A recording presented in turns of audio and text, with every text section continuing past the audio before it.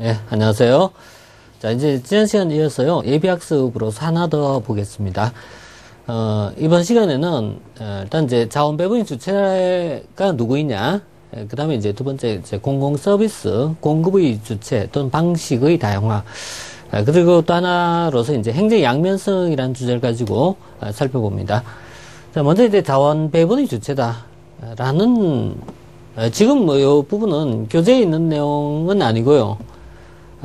또 어떤 행정학 교과서에도 나와 있는 내용은 아닙니다.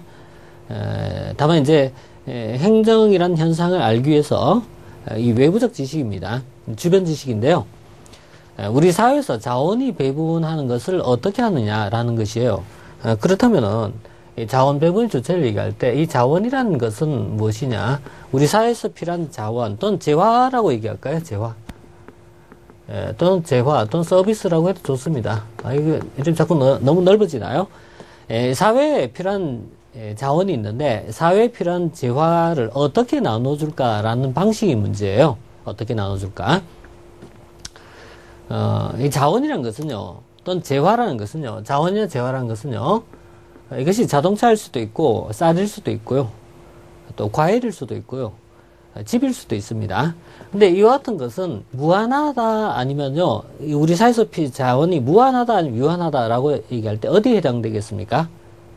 자원이라는 것은 무한한 존재가 아니죠. 자원은 어떻게?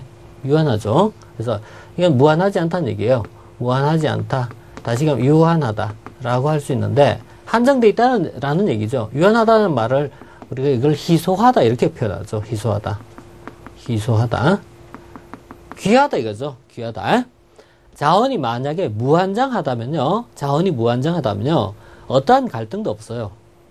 어떠한 분쟁도 없어요. 문제는 자원이 희소하기 때문에 나오는 현상이에요. 자, 강이나 바다가 있어요. 그럼 바닷물은 무한한 자원일까요? 희소한 자원일까요? 무한한 자원이죠. 그럼 이것에 대해서 갈등이 없어요. 공기는 무한한 자원이죠. 이게 내 겁니까? 아니잖아요. 우리가 모두 쓰고 있는 무한한 자원이잖아요. 갈등이 없어요. 다만 최근에 오면은 이것이 유한한 자원은 인식이 돼요. 왜? 환경오염 때문이죠. 그래서 자원에 대해서 다시 이제 중요성이 높아지기 시작하고요. 또 앞에서 우리가 전 시간에 이런 얘기 했어요. 기름. 적어도 1970년대까지 미국을 중심한 선진국은 기름은 무한한 자원으로 인식이 있어요. 그런데 기름값이 올라가면서 자원이 희소하다라는 인식을 하게 돼요. 이것을 자원의 위기라고 부르죠. 자원의 위기. 오일 쇼크 또는 자원의 위기라고 부르죠.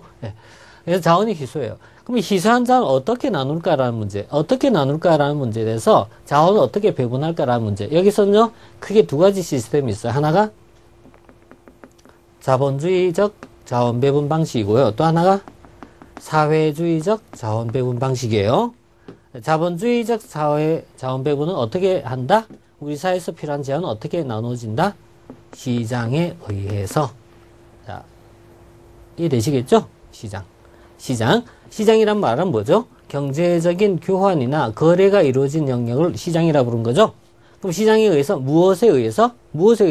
돈. 가격 메커니즘에 의하여. 또 경쟁 메커니즘. 한 사람이면은 이런 문제가 나오지 않죠. 그래서 가격과 경쟁 메커니즘에 의해서 자원 배분이 이루어진다. 반면 사회주의적 자원 배분은요, 누가 자원을 배분한다? 국가가 통제에 의해서 이루어지죠. 이것을 우리가 계획 경제로 부르죠. 계획 경제라고 부르죠. 국가에 의한 통제. 가격이 아니고요. 뭐예요? 정치적 논리에 의해서 또 국가의 통제 메커니즘에 의해서 이루어진다. 어느 시스템이 더 좋을까요? 정답이 없죠. 하지만 우리는 어디에 살고 있죠? 자본주의에 살고 있죠. 자본주의에 살다 보니까 많은 문제가 발생하죠. 그런 문제를 나중에 뭐라고 표현한다? 시장 실패라 불러요. 얘가 의한 자원 배분의 실패가 무슨 실패? 시장 실패. 그럼 얘에 의한 자원 배분은 뭐예요? 국가 실패가 되겠죠? 국가 실패하면 어떻게 되죠? 국가가 실패하면 어떻게 되죠?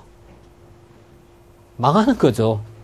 그래서 20세기 말 되면은 대부분의 사회주의 국가가 붕괴하게 되죠. 동구권에서 거의 붕괴가 됐죠. 아직 붕괴 안 되고 버티고 있는 하나 있죠. 저 북쪽에 가면 하나 있죠. 정말 버티고 있죠. 중국도 이제는 시장 경제인데, 중국도 사실은 시장 경제인데, 그죠? 버티고 있죠. 물론, 그렇다고 자본주의가 무조건 다 좋다는 얘기는 아닙니다. 근데 오늘 이제 주류다는 얘기죠. 자, 이것을 이제 우리가 이렇게 쓰는 거예요. 우리가 이제 자본주의 사회를 중심으로 보는 거예요. 그래서 우리는 자본주의 사회를 중심으로 본다면은, 근대에는 이걸 누가 했다? 시장에 의한 자원 배분의 중심이었다라고 본 거예요. 그런데 이것이 현대에 들어오니까요. 시장에 의한 자원 배분을 맡기니까 안 되더라. 그게 뭐였어요? 시장 실패예요. 경제공황이 나와요. 그래서 경제공황이라든지 또는 시장이 실패가 나타나다 보니까요. 이제 누가 국가에 의한 자원 배분이 아니고 국가의 개입이에요. 국가의 개입이 나오게 되었다. 정부 개입이 나오게 되었다. 그래서 국가의 개입이나 정부의 개입이 나왔다. 이 중에 행정이 주도적이었다라는 의미에서 행정국가라고 말씀드렸죠. 지난 시간에 그죠? 그래서 국가의 개입 또는 정부의 개입이 나오게 됐다. 정부와 국가의 개입이 나오게 되었다. 그런데 그 다음에 이런 문제가 나와요. 국가의 개입이 너무 많아지다 보니까 오히려 더 나빠진 경우가 나와요. 그것이 사회주의 국가에서 발견되는 모습이거든요. 자본주의는 국가 개입해도요. 이만큼 개입하면 이만큼 개입해요. 근데 사회주의 국가는 이만큼 개입하는 거예요. 개입이란 말이 아니고 사회주의는 국가 자체가 다 하는 거죠. 그래서 국가의 개입이 나오다 보니까 오히려 문제가 있더라는 얘기. 이것을 우리가 정부 실패라고 부르죠. 정부 실패. 정부 실패가 나와요. 따라서 최근에 어떤 모습이 나온다?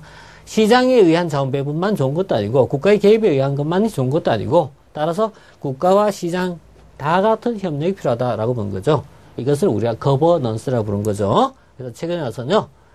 이 시장과 국가와 또 이 시민사회가 다 같이 협력을 통해서 해결해 나가는 방식을 쓰자. 이것을 거버넌스적 해결이라고 부르죠. 그래서 최근에 와서 거버넌스적 개념까지 이어지는 어떤 맥락을 잠시 얘기했어요. 이 내용은 이제 향후에 여러 각도에서 논의할 겁니다. 자, 그 다음에요. 공공서비스 공급의 주체란 말이 있어요. 요 얘기를 하기 위해서는, 요 부분을 말씀드리기 위해서는 공공재가 뭐냐 이걸 또 알아야 돼요. 물론 공공재는 뒤에 가서 또 공부할 겁니다.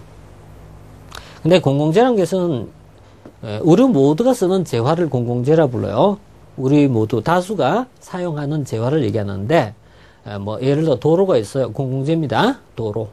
네, 공공재예요. SOC와 같은 것이 있어요. 도로, 교량 이런 것들 다 공공재라 불러요. 물론 행정, 국방, 사법 다 공공재에 속해요. 그래서 공공재와 같은 것은 근대는 공공재의 공급이 굉장히 약했어요. 근데 현대 들어오면서요. 공공재의 공급이 주로 누구에 의해서? 주로 정부에 의해서 나타나기 확대가 되기 시작했고요. 그 이전에도 물론 있었습니다만은 공공재의 공급이 정부에 의해서 이루어지고 이 내용이 자꾸 넓어져요. 그리고 나중에 우리가 있잖아요. 공기업 같은 것을 공부할 겁니다. 그래서 주로 정부 또는 있죠. 공기업의 형태를 통해서 공공재의 공급이 이루어졌어요. 그런데 문제는요. 최근에 오면은요. 공공재의 공급을 정부만 하다 보니까 한계에 도달해요. 왜?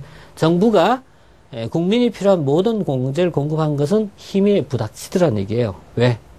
국민의 요구는 자꾸 늘어나요. 이것도 해주세요. 저것도 해주세요. 복지시설도 해주세요. 편의시설 해주세요. 많은 부분을 요구하다 보니까 정부가 이것을 하는데 한계에 봉착해요. 그래서 정부가 이것을 우리가 다 못합니다. 우리가 다 못하고 일부는 민간이 하세요. 이게 뭐예요? 민영화입니다. 그래서 공공재 공급 방식이 최근에 오면서요. 이 민영화와 함께 공급 방식 다양화라는 말을 쓸게요. 그래서 최근에 와서 공공재의 공급 방식의 다양화가 나오더라. 그것이 과거에는 정부 또는 공기업이었다면요. 정부가 하기도 하고요. 공기업이 하기도 하고요. 그 다음에 민간이 하기도 하는데 이것을 민영화로 부르죠. 민영화와 함께 이제는 공급 방식이 아주 다양해지더라는 얘기예요. 민영화. 그리고 이거 말고도 공동생산이라는 형태가 있어요. 공동생산. 민영화 공동생산은 비슷한 것 같은데 좀 다른 얘기입니다. 이거예요. 정부가 하던 것을요. 기업에 넘기면요. 이게 민영화의 개념이에요. 근데 이게 정부와 기업이 넘긴 게 아니고요. 정부와 시민이 같이 협력해서 하는 방식을 공동생산을 불러요. 그래서 최근에 오면은 공공재의 공급 방식 다양화가 나오고 그것은 그 중에 하나가 민영화더라. 그래서 민영화를 비롯한 다양한 형태로 이루어지고 있더라라는 거.